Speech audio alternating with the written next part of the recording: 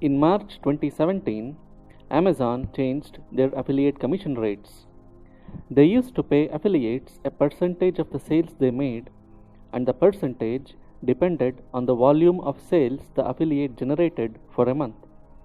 This used to be their commission structure. To get paid more, all you had to do was sell more products. The kind of products you sold did not matter. Now, they no longer follow that model. They pay their affiliates a flat rate that depends on the niche the product belongs to. This is their new commission structure. The number of products you sell will not influence your commission rates. The kind of products you sell determines your commission rate.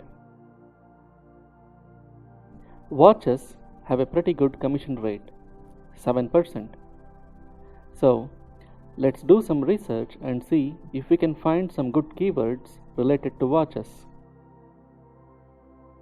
In the previous video, we decided to see if we can find some good keywords related to watches. Let's do the 3 initial niche tests and see if this is a viable niche before we go any further. Let's see whether there are any watches selling for at least $50 on Amazon with at least 50 4 or 5-star reviews. I am now on Amazon and these are the watches listed here. Let me sort on average customer review. This one meets our criteria and so does this one.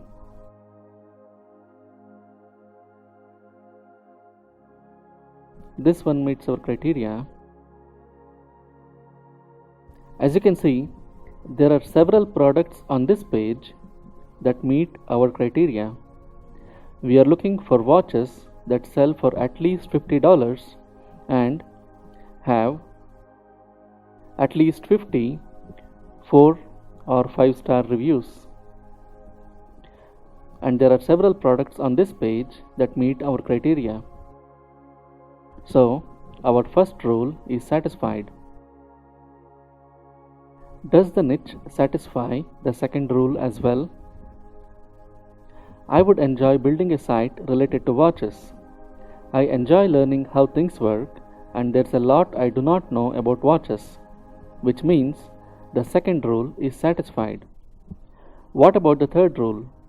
Would it be possible to build a 50 to 100 page affiliate site related to watches? I sure think it would be possible. Let's see how many watches are currently listed on Amazon.com. Let me sort this on relevance. There are more than 1 million models listed here. I would say that's a pretty good sign.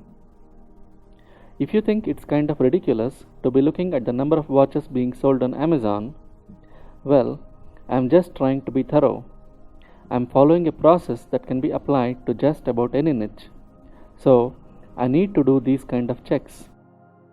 Only if all of the initial tests are passed can we go ahead and do keyword research. Let's now try to get an estimate of how many buyer keywords we can potentially target in this niche. SEMrush lists more than 5,000 keywords related to watches that start with best.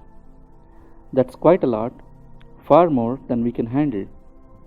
So based on these results, we can conclude the niche passes all of the 3 initial tests.